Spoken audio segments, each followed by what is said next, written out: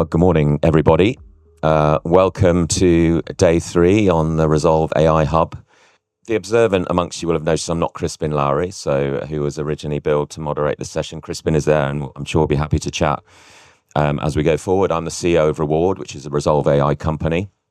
I've spent 25 years working in the loyalty industry with financial services, businesses, and leading retailers. So I'm a veteran or maybe a dinosaur amongst this company. So we're going to find out as we go forward. To help us make sense of this rapidly changing landscape when it comes to how brands connect with consumers, delighted to welcome a really esteemed panel of guests today that are kind of going to guide us through and help us make sense of it all. So Asti Wagner, who's the founder and CEO of Invyted. Good morning, Asti. Good to see you.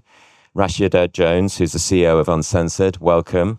And Jake next to me, here's the founder and CEO of Alpha Talent Group. So a really great group, different perspectives to how consumers are going to connect with brands in this kind of age of the community. So if we can jump straight in, Rashid, I'm going to come to you first, if that's okay.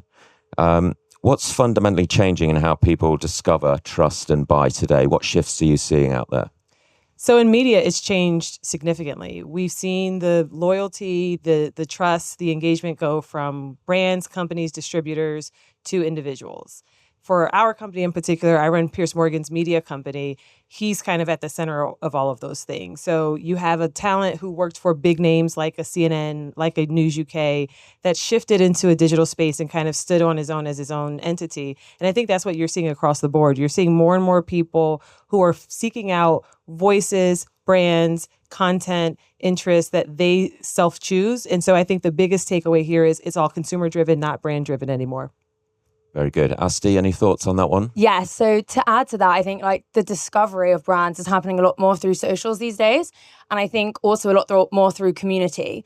I think that brands that have consumers who are already love the brand and already are talking about them on socials are the ones that are really winning, because ultimately the brands are not talking from their own brand voice, but they're actually getting consumers to tell the brand story for them. So ultimately, I believe they're the brands that are winning because, they're authentic also. 100%.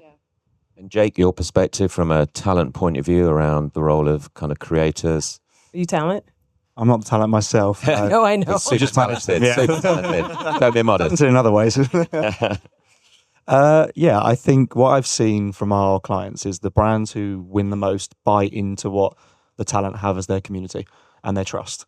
So the brands aren't having the trust and the loyalty themselves. They're almost renting it, if you will, off of the creators. And the biggest shift that we've seen in the past sort of 4 or 5 years is that brands that are winning are using the creators as part of their brand. So they're not using them as a media buy anymore or a billboard. They're using them to come into the brand because they recognize that their audience taps into something that they want, and they're using them to do it. Very good, very good. So in terms of kind of consumers and loyalty to communities and creators and experiences, just build on that for me a little bit to help me understand what are the dynamics now within that kind of, kind of 3-party model, if you like. So from my perspective, again, it goes back to what I said about authenticity. And I love what you said about brands renting kind of the reach and the connection with consumers. It's all individual driven. It's all driven by people seeking out the content, the information, the influencers, the relationships that they want. In a lot of ways, we have no control over that. And so you kind of have to lean on those who are already trusted, those who are already authentically in those spaces, those who can command audiences in those spaces to really drive it. And I think what one thing that I've seen, and you see it even here at Cannes this week, it's birthed this entire new industry, this entire new genre. If you look around even this week, there's so many more people here who come from individually built creator type spaces or businesses that support creators, because it is by far the best way to reach your audience, whether it's a consumer audience, whether it's a viewership. It's the one way to get in because that's who they trust. And I think the biggest thing that I've seen recently is that you used to be able to, if you were a brand that sold a product, a pair of sunglasses, for example, go to someone with millions of followers and say, right, put this on your story, here's a code, here's a swipe up, and it would work. These days, you can't get away with that. It has to be creative. People who are buying off of creators or are buying on TikTok Shop or different platforms like that, they want to see creativity. But the biggest thing that I think all of us as consumers now can sniff out is when something's real and authentic, or if someone's just been paid to say something or push a certain product or service. It's really interesting, right? And just to reflect, so I first came to Cannes 15 years ago, and at the time Cannes was very much about the creative industry, and agents, primarily ad agencies, were here talking about the latest and greatest campaigns. I think obviously you've seen that evolve now, and every conversation is anchored around AI, data and technology. But I think there's also the full circle moment, Jay, which is coming back to original content creation. And I think that's why we're seeing a lot of, influencers and, people who are really kind of creating, at the kind of forefront of creativity, right? I think the creative now is so important. It never used to be, but consumers can switch off like that so quickly. And it's true, you have about between 1.5 to 3 seconds when someone's scrolling to engage them, if they're going to stay watching the video and if they're going to actually take an action off the back of the video. And I think platforms like TikTok, what they've done is they've really condensed that moment of I want this product to I've bought it, probably to about 4 seconds. And that's where creators need to tap into that. If you can use those first seconds of a video to engage someone, that's more powerful than any amount of followers is. You triggered me there with TikTok, right? So I have 3 teenage daughters, and TikTok Shop is well used in our house, right? And I think what really interested me was that TikTok is now the 4th biggest health and beauty retailer in the UK, right? Which is pretty astonishing, right? If you think of, all the kind of grocery behemoths there and the established health and beauty players. And I think it's a fantastic platform for them to discover new brands as well. So how's kind of social commerce now coming to the fore in terms of, how you take your brand to market? Asti, can I come to you? Yes. I think that, a lot of people are, moving to TikTok, especially for their, search ultimately, whether that's finding a product, a restaurant, somewhere to go, people are going to TikTok as opposed to Google. So I think it's definitely playing such a huge role in commerce, driving conversions from brands and creators. And ultimately, there's so much content out there that, as Jake, you said earlier, like content really does need to be creative and stand out. But I do also think, obviously, the purchase decisions are, you are grabbing these people who make impulse decisions and I guess purchasing straight from seeing something straight on TikTok as opposed to seeing a piece of content, forgetting about it, then looking at Google or searching it up, trying to find it later and then buying it through another means. So, yeah. And Rashida, for you, social commerce, what does that look like and how's that evolving? So I, as a consumer, I would say I see it evolving from being product driven to personality driven. Think about any of the content that you've come across on your feeds. Showing you the bottle of the product is going to be far less effective than showing you the person squeezing it in their hand, putting it up to the screen, the routine, putting it in their hair, showing how it interacts. And so again, that personal connection is what works for us when we're looking at partners and brands that we'll create content with, branded content. It's got to be authentic. We do a lot of integrated content within our programming, and we have an array of verticals that reach different audiences. We've got a Royals show, we've got a World Cup show, we of course have Pierce's show and history. And so those audiences are looking for people who are authentic in those spaces. The type of content that we brand with our talent in history is going to be different from what we do in World Cup, but it's got to feel connected to a person and it's got to feel like it's active and not optional. Anything to add, Jake, on that? It's all about trust. As you say, people come to Piers for a certain style of content that they know from him. If you were to off-brand and do something that didn't feel very Piers or Piers related, he doesn't do a lot of hair content. Yeah, there you go. People would sniff it out straight away, right? Because it's not on brand for him. I think creators now have to be so attuned to what their audience want and what their audience don't like as well, and avoid doing that because it's the hardest thing to grow a big audience, but you can lose it within 5 seconds. And I think that's where creators now are getting smarter and they're almost becoming the brands themselves effectively. Great. So I just want to sort of shift gears slightly towards kind of from less about the content creation, but more to the kind of commercial dimensions of communities, right? Because on the surface, I've kind of been, sort of spending the last 20 years working with clients, always justifying their investment in loyalty, what's the return on their investment in marketing, etc. Communities maybe feel a little bit kind of less tangible in terms of ROI and commercial impact. How do you sort of, measure what you do and the commercial value? Asti, I'll come to you. I think community is so, so important and it's becoming an ever-growing topic. And I believe that the communities that are the most successful and the ones that actually are going to drive conversion are the ones that are not being overly sold to by a brand. It just feels very forced, and then, they're not going to buy into this. I think the communities that ultimately, have repeat purchases time and time again will be the ones that, the brand is providing value in maybe some other way. So that could be education, it could be providing exclusive experiences, it could be exclusive content. But yeah, there's lots of ways a brand can really tap into their community in other ways than just purely selling, because I think ultimately that just feels very forced and it doesn't really feel like you're part of something special. You see it in media in a in a lot of different ways, and you're seeing more media entities find and create opportunities to build community with their audiences. When I ran MSNBC, one of the things that we really put a lot of resource into was, how do we take this rabid audience who loves the content, they love the people, and bring it not only to them in a more personal way, but also allow them to fellowship with other people who are like-minded. And so we launched an event series there.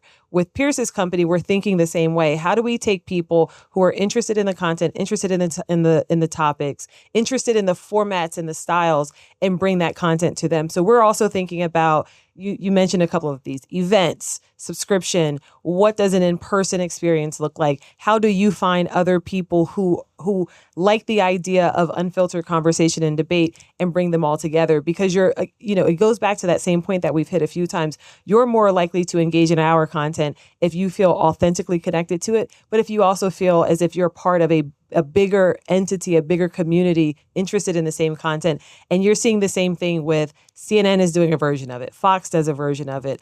NBC just announced kind of a on-the-road series that's trying to build into the same thing. Both traditional media, legacy media, and also more emerging platforms, more emerging talent. We're all thinking about the same way because it's the key. We're probably all guilty of it to a degree, scrolling social media, and someone or something will influence you to make a purchase. So we're all being sold to every day, whether we realize it or not. But what you want is to feel good about being sold something. And in order for you to trigger that purchase or that click or whatever it might be, you don't want to feel like you're being forced into it, or that the person trying to sell it to you or the company selling it to you is forcing it upon you. I think that's the crux, like you just said. People are coming to you guys and Uncensored and Piers because they like what he does and what he stands for, and the brands he works with has to embody that. So just building on that point, right, because I think we're all inundated now with kind of content, offers, notifications, like you say, right? How do you, as a brand, make sure you stay relevant to the consumer? We all have, limited time. We want things more and more personalized. How does this all come together? What role does data play? And how do you see that kind of really sort of battle, if you like, for the eyeballs?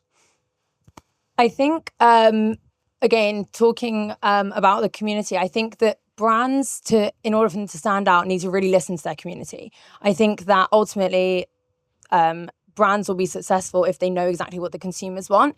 A brand might think, one strategy would be most successful for the business, but actually it's not what their consumers want and what their community wants. So I think definitely listening to them will make them stand out. And again, that will kind of tie into the personalization for them specifically.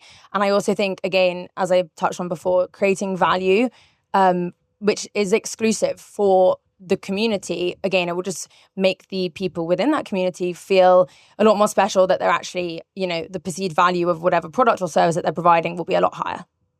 You mentioned data also, and what's so interesting, especially in these digital spaces, and I've got the comparison because I worked in legacy and now I'm working in more digital spaces, is the immediate information you get, the specific information you get. I can tell you down to very specific percentages how much of our audience is watching this video in the UK versus the US versus Australia, what their ages are, what their gender is, like all of these different pieces of information. When they dropped off, this one had a, click-through rate of this. Most people watch, or this percentage watch after 30 seconds. Again, as I compare it to legacy spaces where you are waiting for the Nielsen numbers to come out at 4:00 the next day, it's too late. You can't adjust. You can't pivot, and you can't make sure you're super serving your audience. And so in these spaces, if you've got all of this information, you have to know how to use it. You have to know how to respond to your consumers, to your community, and think about, how do I super serve what they're actually interested in versus what we think they want. No, I love that. Just to come back on that point. So you've got all this audience intelligence. How do you actually practically use that to shape your content creation? And super serve, you said, which is a new thing for me, right? So it's a school day. It's great. Practically speaking, I think about things like this particular video had people watch for a longer period than others. So then we can go back and reconstruct that. What did we do from a structure standpoint, from a format standpoint? What was the experience in the first 10 seconds that might have been different from other pieces of video? You develop a body of work over time where you're seeing the trends, you're seeing this audience is really interested in this topic. So maybe we do a little bit more content on this topic. You don't want it to all be driven by audience. In media, you have this balance of you want to give people what they want, but you also have to give them what they need to know and need to hear. It's the broccoli and the steak, and you got to give them both. But you also have to be responsive and understand. And there may be things where the topic wasn't the problem. It was the style, or it was the way we approached it, or it was this particular guest. There may be guests that all of a sudden, who knew this interesting, nerdy guy who knows everything you ever wanted to know about the history of football and how it got to America and all that, took off. Guess what? He's back for FIFA coverage. So those are the kinds of things where you can be responsive and think about how people are engaging with your content and then find ways to deliver more of that. Excellent. Just in terms of consumer engagement, so we've talked a lot about what brands need to do to get it right. Where do you see it going wrong? Give me some examples where kind of brands are really not hitting the right note in terms of consumer engagement. I think the ones that are making a mistake are still looking at the follower count and thinking the higher the number, the better the campaign's going to go, or the better results we're going to get. And they're overlooking the ones as what we call micro-influencers. So someone who's under 100,000 followers, for example. We've got some creators on our roster that have got 20, 30, 40,000 followers, but their rates and where they're at, you would probably think they had millions of followers. And that's because they've built a community successfully that brand can tap into and can rent their trust and can rent their community in order to sell a product or service. So I think the biggest mistake they're making is they're looking at someone with 5 million followers, with 10 million followers, shoving all their money into them, not seeing a return, and then wondering why. And that's because the community aspect isn't there. The audience looks great on paper, but the aspect of the community is missing. Super interesting. I think the thing that many brands get wrong is, I'll look at this group. If you're here at this panel, you're savvy about this space, you're savvy about the business.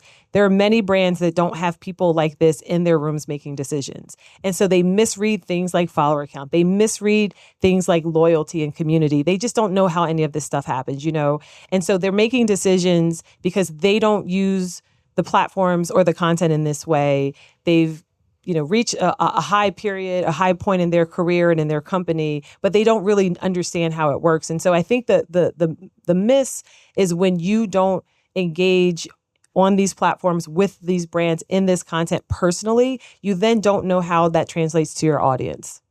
So you've got to have people who are native digital thinkers, who are native influencer thinkers, who are native community builders, part of the table and part of the conversation. Asti, you wanted to comment? Yes, sorry, just to add to that, I think that sometimes brands also underestimate or believe that one piece of content that performs super, super well, maybe from, Jake, as you mentioned, like tapping into one creator will really drive conversion long term, when actually that's just not the case. I think brands really need to be consistent and, have an always on strategy in order to actually convert sales.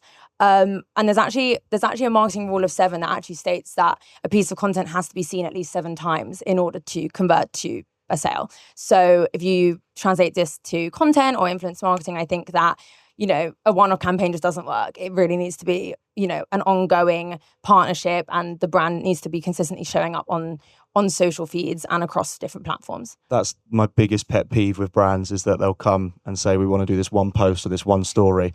And you say to them beforehand, what are your objectives? We want to hit this in sales or this and that. And I'll be honest with them and say, you're not going to get that. Doesn't matter who you're using, you're not going to get that. And as you just said, Asti, it takes multiple times for someone to see it on a page, which is why, as management here, we try and build out longer term partnerships with these brands. So if someone is already authentically using that brand, say it's L'Oreal or Kiehl's, for example, and they use it as part of their everyday routine, it makes sense to do a longer term partnership because they're going to post about it anyway. But that brand coming to someone who doesn't automatically use them and say, right, we'll do one story, we'll pay you for that, but we expect to see this off the back of it, It's not going to happen. And I think that's one of the things that they just don't seem to understand. So thinking strategically, like you would any marketing investment, Yeah, right? exactly. And You longer can't term just thinking. do a short-term campaign No. and expect the long-term impacts, right? Absolutely not, no. And that's where I think they're going wrong still. But I'm slowly seeing a shift. There are some brands who do get it and they really do understand it in some agencies, but the majority are still expecting to get insane results off just doing one touch point with a creator, which is it's just not going to happen. So obviously you all in different ways connect brands and consumers, and obviously the explosion of AI and agents now shaping how consumers discover brands, make purchase decisions, buy, reduce friction from the kind of purchasing cycle. How does that play a role in kind of how you're thinking about connecting with consumers? So one thing that I'm really excited about in this space is it in some ways you mentioned it limits friction, but it also allows audiences to find what they want in a very trusted, authentic way. If the technology is sourcing things and it knows me and my platforms, I feel like they know me intimately. Claude knows what I like. Chat knows what I like. And I know that this platform has the history of who I am, what I'm interested in. I mean, down to the point where it's like, I know patience isn't your strong point. This is what Chat said to me the other day. So if you want a quick lunch, you should go here versus there. I trust that because I use it all day long and it knows patience is not my virtue. So I feel connected to their results because the platforms know my patterns, they know my interests, and so I think that's a really interesting place to tap into. I've had some conversations here this week about companies that are building technology using AI or embedded within AI products like Chat and Claude and the like that can help surface your content for people who are looking for your type of thing. Some of it is around interest, some of it is around knowing that we exist. And if I can connect with people who are interested in our kind of thing and they just don't know that we're there, I think that's a win. No, really interesting. I think that the agent landscape, right, is really, shifting. And I think there's a strength for the large brands. I think the great thing about social commerce and like we're saying around TikTok is it enables discovery of kind of new, smaller niche brands and kind of very sort of small startups, etc. I think it fuels that ecosystem. I think with kind of influencing agents, it becomes a whole different dynamic as well, right, in terms of the purchase cycle. Listen, I just want to look forward a little bit now, right? So imagine we're back here in 2030 on this lovely boat. And hopefully, exactly, if we're still around. We're still around or the boat's still around? I'm still around. Yeah. How do you see the kind of the balance, if you like, between communities, creators and brands, right? How's that going to change in the next few years? Is it going to stay as it is, or any kind of big shifts you expect? I think here, particularly in Cannes, we're starting to see it now that there's so many more creators and communities out here than there was even when I started coming 4 years ago. And you're seeing almost creators take over Cannes now. And the reason is the brands are finally tapping into their communities. So I think the biggest shift in 4 years' time, 2030, will be that you'll see almost like the creators will be the brands. They will be the ones running the show. They'll be the ones running all the beaches on behalf of the bigger names, but they're almost embedding themselves and their communities into what's already here. So all these yachts that you see in the beaches down there that are led by the brands currently, they'll be taken over by the communities of the creators. And I think also as well, it becomes a bit of I can't remember who it was, so forgive me, but someone phrased Cannes as the Met Gala of our industry. And I think I like that's going to be, I know, I can't remember who it was, but I'll just take it for myself. But I think that's where we're heading, but this is really for the creator economy and where we're going. This is the place to show it off, not just in a business sense, but I think in terms of from a vanity perspective as well, people want to be here, but you can get so much from just sitting in one of those hotel lobbies and having, coffees. It doesn't mean you have to book things out in advance, but there seems to be a different feel around Cannes that people are willing to communicate with you and open up and have conversations. And I think that's only going to improve from a creative perspective. I think that's spot on. I shared this with you guys earlier, but you've arrived when your 20-year-old texts and says, "Hey, Mom, you're at that Cannes thing. All of my favorite influencers are there." I've been coming for years. He never cared. Never cared. But now that it's hit his feeds, it's hit his TikTok feed, he's now interested because the people that he knows, key demographic, 20-year-old male in New York City, now knows about this. And if you think about kind of the knock-on effect of that, it will just continue. I think even 2 years ago, I was here last year and we were starting to see it, but even 2 years ago, that was not the case at all. It exploded very quickly. And I think this entire stretch will be driven by those influencers, driven by those creators, and the brands are going to be clamoring to sit in their audiences and hear how they can be a part of it. Asti, and for you, how do you see the future? Yes, definitely echo what you both were saying. I think that creators, already this year, from being here last year, you can really see there's a lot more creators here, creators on panels, creators hosting different things. And I believe that it's just going to explode even more. And I think that from what we're seeing, generally in the kind of social media landscape where brands are tapping into creators to not just work with them, but actually be a part of the brand and be a part of the process of lots of different things. For example, even like creating new products. They're getting creators involved in the whole process. And I think that Cannes Lions is going to start, brands who attend Cannes Lions are going to start doing that as well and getting the creators to, host the features with them. Excellent. Well, listen, we've been chatting for half an hour already, believe it or not. It's pretty warm here. So I thought it'd be great to take some questions from the audience. If we've got any questions for the panel around what you've heard or anything you've not heard that you want to know about. Crispin. I'll be a little provocative knowing the audience I've got here. So AI generated creators are obviously on the cusp of becoming influencers in their own right. How do you see that changing the landscape from each of your perspectives? And do you think that will need a pivot from what you do today as well, as much as the world will see a very different digital landscape going forwards? I'll go first. I think it's really interesting, the whole AI influencers. I'm not quite sure how I feel about it, but I do believe that, there are these influencers who are gaining like millions of followers, and they are tapping, and brands, especially like e-commerce product brands, are tapping into them to promote their products, which I do see, of course, if it's going to drive sales and awareness for the product, to see the product being used in a certain way. I think that's really interesting. However, I don't think that AI will take away from the in real life experiences, which I think everyone is craving. And definitely something that we do a lot at Invyted anyway. We bring a lot of people together. As I keep mentioning, community is a really important thing. And I think that the AI influencers are not going to be able to attend events and have that human connection. So it is a balance, I think, between the types of brands that will be able and want to work with these AI influencers.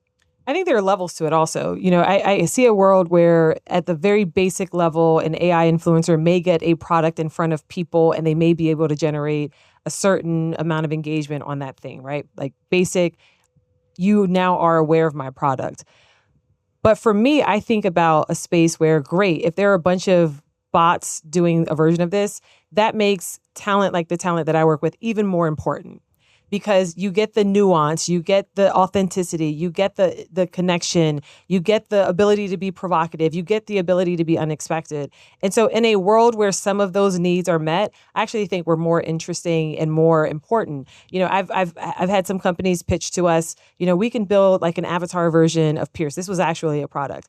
And people can like argue with him because he likes to argue sometimes. And they can have conversations and you can go back and forth and you can do this with thousands of people at once versus the individual. And cool technology, again, I love kind of how quickly and interestingly AI technology is advancing. But what you miss there is the unpredictability of how the human brain works. And that I think will become even more important as some of these products become more prevalent in the marketplace. We're unique and interesting, and I think that's what matters. Off the back of that, we've had offers for some of our clients, like Tommy, for example, to appear at multiple places at once through an AI, and they get offered money to do it. And I think that will start happening, but you're not going to be able to replace someone turning up to an event to meet him in real life, to shake his hand, to have a conversation with him.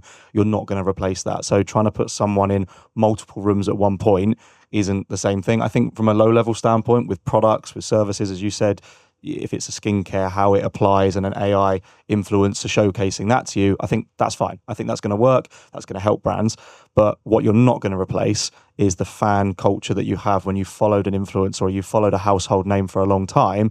You expect them to turn out. If they're promoting something to you, you expect it to be them. You don't want it to be a robot.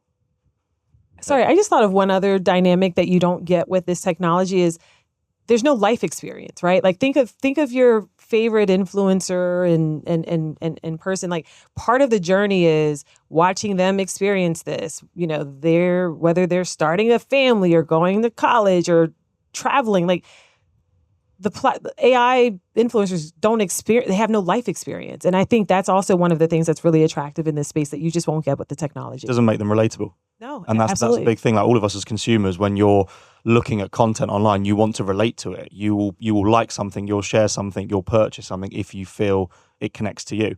AIs can't do that. It's human emotion. You can't replace that. James, can we ask you the question also? No, good news, right? That human connections survive, which is fantastic, right? You know, so and I think I went to a CMO networking evening on the first night, right? And I think the power of getting people together still exists, and I think the power of something like Cannes, you know, some people love this, some people loathe it, right? But I think it's a really, really powerful event for making human connections. You know, and obviously Rezolve AI is very much around human connections, but you know, powered by AI and technology, right? So I think it's good to know we'll all still kind of be relevant, right? Absolutely, we will. Yeah, 100%. Okay, thank you for that. That's reassuring. Yeah. Any other questions? We've got time for one more. Thank you. So we work at a social agency. So I feel like we, as an agency, really understand the importance of creators, and it's kind of passing that through to brands. And talking about longer term partnership side of it is quite often when you try and approach a brand with it, they don't know the results they're going to get from your creator working with them. So it is that one-off thing. And it's, do you start building contracts that's like, if they achieve X engagement on this post, then there's like more confirmation of a longer term partnership? Because right now, I would say that's our biggest struggle is like, we have clients, they'll be like, yep, we'll do one post with them. And then that's it. And it's trying to explain to them, if you want to tap into this community that you do not already have, you need to have an always on strategy with that creator. Otherwise, you're never going to get it. And it's, how do you approach that? Because quite often, I think talent managers as well will be discussing with the agency rather with the brand. So it's like, how do we drive that through? I think I would say to that, like, our rule is a minimum of 3. So if we were talking to you about a deal, and I know we have done on multiple occasions, it's like, with this brand, let's build something authentically over the case of a couple of months to showcase. If we do a one-off story, a one-off post, doesn't matter who it is, it's not going to hit. So minimum 3, but build something in around that person. So if they've got a community, or they've got an event coming up, or they're planning something in their personal life that links in to that moment, bring the brand into that authentically. Don't just get them to mock up a random brief, post something on their channels that doesn't link into what they're already doing. The more you can make it relatable and authentic, the better it will perform. Just to add to that, I think also just managing expectations of the brand. I think like it's so hard as a creator myself. You know, I get, you know, brand deals here and there. And I think that, you know, if a brand is expecting certain results, like, you know, you never know if the algorithm or the time I post is not the best time, or as I said, if the algorithm is down, or I don't know, maybe my piece of content I'm using a bad audio. There's so many aspects to basically determine whether a piece of content will go viral or do well. But I also would say that brands just need to put their full trust into the creator, and also kind of leave the let them lean into their creativity, because as you guys probably know, working with creators, the more briefed a brand, the more, I guess, detailed a brief is, and structured, if it doesn't feel right for the creator, it just won't perform as well. So we always say it's like, you hire the creator to be creative.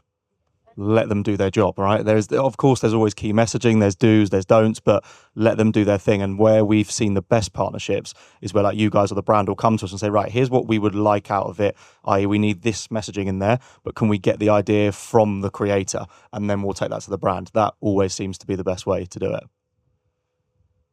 One last one, quickly, anyone? Otherwise, sorry. Sorry if it's a bit off piece. The only comment I was going to make is that our AI agents will probably be meeting in real life online in like Maltbook and things like that. But I just wondered about the role of creators on the B2B side. And do you have any good examples of B2B brands using creators and influencers in an exciting way to promote themselves and tap into communities? That's a really good question. I'm not sure anyone from our roster has. I think the B2B side of it is really interesting and sort of still relatively untapped, I would say, from our standpoint. It is still a lot of B2C, but what I know we are seeing is creators that are entrepreneurs or they're business owners themselves. They're using their personal brand to leverage their business. And I think when you start to see creators collaborating together that own businesses, I think that's where we'll start to see more of that come through. To add to that, I think that there are so many different types of creators these days. It's not just the food and the fashion. There are creators, Jake, as you mentioned, who are entrepreneurs but are influencers in their own right, promoting either their own business or kind of business tools and things like that. There's definitely appetite for tech companies or other businesses who don't necessarily have a physical product, but like an online product, and they definitely do want to tap into creators. We're definitely seeing that. I just think they need to be a bit quite specific on who and what specific influences they are tapping into and making sure that their audience is right for them. Very good. Well, thank you so much. You've been a wonderful panel. Really great conversation. Appreciate your time. Thank you very much, everyone.